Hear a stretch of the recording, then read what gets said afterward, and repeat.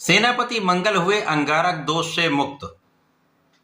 प्रिय दर्शकों, नवग्रहों में ऊर्जा का श्रेष्ठ प्रवाह करने वाले, साहस पराक्रम के कारक, युद्ध कौशल के कारक, सामर्थ्य के कारक, सैन्य क्षमताओं के कारक, खेल जगत के कारक, रक्त तथा भाई के कारक सेनापति मंगल 2 अप्रैल को अपनी राशि का परिवर्तन करने जा रहे हैं तथा गुरुदेव बृहस्पति की मीन राशि में इनका प्रवेश होने वाला है।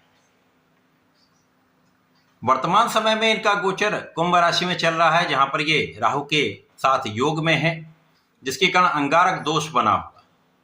अंगारक ऐसा दोष है जब 2 विपरीत ऊर्जाओं का आपसी संबंध बन जाता है, जिसके कारण कुछ कठिनाई उत्पन्न हो जाती है, अवरोध उत्पन्न हो जाते हैं, विवाद हो जाते हैं, लड़ाई झगड़े होते हैं, क्रोध बढ़ जाता है, काम बढ़ जाते हैं। 2 अप्रैल से ये दोष समाप्त हो जाएगा। तो मंगल जो अभी तक अपनी ऊर्जा को राहु के दोषों को कम करने में लगा रहे थे, राहु को बैलेंस करने में लगा रहे थे, वो यहां से मुक्त होकर अपनी ऊर्जा का संपूर्ण उपयोग समस्त राशि के जातकों को सकारात्मक रूप से देने वाले, क्योंकि गुरु की राशि में, मित्रवत राशि में होंगे, बलवान होंगे तथा गुरु के साथ चतुर्दशम के केंद्र के संबंध में होकर बलवान स्थिति बन रही, जिसका प्रभाव समस्त राशि के जातकों को कुछ विशिष्ट तथा बड़े लाभ देने वाला है। जय श्री गणेश। नमस्कार, मैं आचार्य संजय द्विवेदी। मेरे समस्त प्रबुद्ध दर्शकों का मेरे चैनल पर हार्दिक स्वागत है। प्रिय दर्शकों, आज मैं तुला राशि के लिए मंगल किस प्रकार का लाभ देने जा रहे हैं, अपने परिवर्तन से किन किन भावों को ये बलवान करेंगे, आपके जीवन में कितना परिवर्तन आएगा, आपको कितनी सकारात्मकता मिलेगी, लाभ में कितनी वृद्धि होगी, अथवा कहीं पर कुछ अवरोध या समस्या है तो उसका क्या निराकरण है, संपूर्ण विश्लेषण मैं पूर्ण तर्क के साथ करने जा रहा हूं। प्रिय दर्शकों, इस राशि फल को आप अपने लग्न तथा राशि दोनों के अनुसार देख सकते हैं। तुला राशि शुक्राचार्य की मूल त्रिकोण राशि है। मंगल के साथ समभाव में शुक्राचार्य होते हैं। वर्तमान समय में तात्कालिक मैत्री, जिसके कारण मित्रवत भाव बन रहा है, जो अच्छा परिणाम देने वाला है। यदि हम देखें तो तुला राशि के लिए मंगल धनेश है तथा सप्तमेश है, 2 विशिष्ट भाव के स्वामी मंगल है। अब इनका जो गोचर चलने वाला है वो आपके षष्ठम भाव, जो कि रोग ऋण शत्रु का भाव है, त्रिक भाव है। यहां पर ये शनि और सूर्य के साथ गोचर आरंभ करें, तो ये जो समय यहां पर बन रहा है, त्रिग्रही संयोजन बन रहा है, इस पर गुरुदेव बृहस्पति जो आपके 9वें भाव में गोचर कर रहे हैं, उनकी दृष्टि का प्रभाव होगा, तो इस भाव के प्रभाव में वृद्धि होगी। तो कुछ बड़े अच्छे परिणामों की प्राप्ति होगी, परंतु कुछ समस्या भी होगी, क्योंकि रोग ऋण शत्रु का भाव है। मंगल यहाँ पर कारक नहीं होते हैं, मंगल यहाँ पर कुछ निर्बल अवस्थे होंगे, परंतु सूर्य और शनि का जो बल है तथा मंगल की जो ऊर्जा है, वो कहीं ना कहीं यहाँ पर आपको कुछ अच्छे परिणामों की प्राप्ति कराने वाली।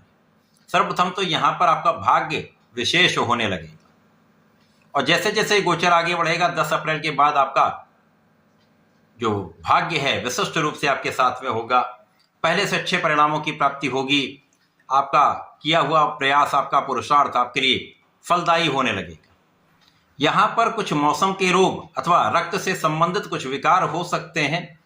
भोजन पर नियंत्रण तथा भोजन की अनियमितता यहाँ पर कहीं ना कहीं आपके लिए कुछ समस्या कर सकती है। अतः सात्विक भोजन और अपने को फिट रखने के लिए व्यायाम प्राणायाम आपको करना चाहिए। इस समय में आपके शत्रुओं का तो विनाश निश्चित है, यहाँ पर किसी प्रकार का कोई संदेह नहीं है, परंतु यहाँ पर कुछ विवाद भी होते हैं। मंगल की षष्ठम में स्थिति कुछ विवाद कारक होती है, जिसके कारण कुछ कानूनी समस्याएं भी हो सकती हैं। विशेष रूप से ऐसी समस्याओं से बचने के लिए विवादों से दूर रहना होगा। कुछ आपके ऐसे मित्र हो सकते हैं, कुछ ऐसे रिश्तेदार हो सकते हैं जिनके कारण आप विवाद में पड़ सकते हैं, तो ऐसे लोगों से दूरी बनाकर रखिए। परंतु इस समय में आपकी स्थिति प्रबल होगी, तो आपकी विजय तो होनी है, लेकिन कहीं ना कहीं ये जो समस्याएं आपको तनाव दे सकती हैं, अनावश्यक व्यय करा सकती हैं। इसी प्रकार से इस समय में आपको किसी को धन अधिक मात्रा में उधार नहीं देना। यदि आपने उधार दिया तो उसके कारण विवाद अवश्य होगा, यहाँ पर किसी प्रकार का कोई संदेह नहीं। आपको अपना ही धन लेने में बहुत प्रयत्न करना पड़ेगा, बहुत समस्याएं होंगी। तो ऐसे समय में धन उधार ना दें। इस समय में आपकी यात्राएं आपके लिए बहुत अच्छी रहने वाली हैं। यात्राओं में आपका प्रयास जो है वो सफल रहेगा। व्यापारिक यात्रा या नौकरी के लिए आपने कुछ यात्राएं करी हैं, कुछ प्रयास किया है, वो आपको सफल बनाने वाला होगा। इसी प्रकार से इस समय में विदेश यात्राएं हो सकती हैं, या विदेश में रहकर जो लोग कार्य कर रहे हैं, जो व्यापार कर रहे हैं, विदेश से संबंधित होकर किसी व्यापार में या नौकरी में हैं, तो यहाँ पर आपको सफलता अवश्य मिलेगी। इसी प्रकार से इस समय में नौकरी के लिए यदि आप प्रयास कर रहे हैं तो नौकरी में भी आपको अच्छा अवसर प्राप्त होने लगेगा।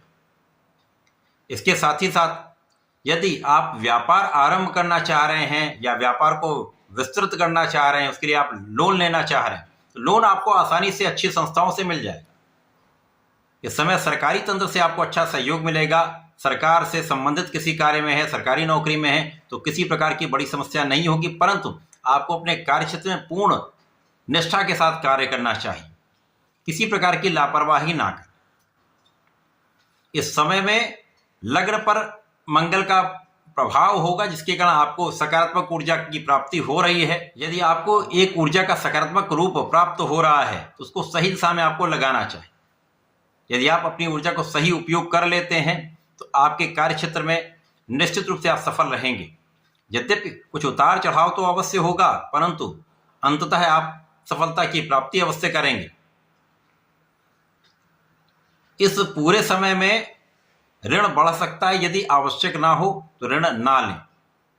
जिनको आवश्यक है, जिनको अपना व्यापार बढ़ाना है, उनको ही इसकी आवश्यकता है, वही उसका प्रयत्न करें। इसके साथ ही साथ जब आप यहाँ पर अपने कार्य क्षेत्र में लगे होते हैं तो आपको इस समय प्लानिंग के साथ काम करना चाहिए। जो भी कार्य करें उसकी उचित प्लानिंग कर लें और उस पर कर्मठता से आपको कार्य करना है, लक्ष्य निर्धारित करके कार्य करना है। यदि आप ऐसा करते हैं तो आपका किया हुआ प्रयास सफल अवश्य होगा। इस समय में आपके पिता का कार्यक्षेत्र अच्छा रहेगा। इस समय में आपके पिता का पूर्ण सहयोग मिलेगा। आप धार्मिक रहेंगे।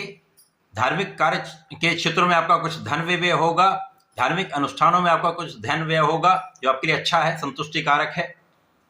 इस समय में छोटे मोटे कुछ रोग हो सकते हैं, रक्त से संबंधित विकार हो सकता है, जिसके लिए आपको नियमित रूप से भगवान संकट मोचन की शरण में रहकर हनुमानाष्टक और हनुमान चालीसा का पाठ करना चाहिए। प्रत्येक मंगलवार को भगवान भोलेनाथ पर जलार्चन करके लाल पुष्प, लाल मिष्ठान का अर्पण करें। नमः शिवाय का 108 बार जप करें। समस्याएं दूर होंगी, आपके कार्यों में आपको सफलता भी मिलेगी, अवरोध दूर होते जाए। तो ऐसा करके इसका उपयोग करें, लाभ लें। धन्यवाद, नमस्कार।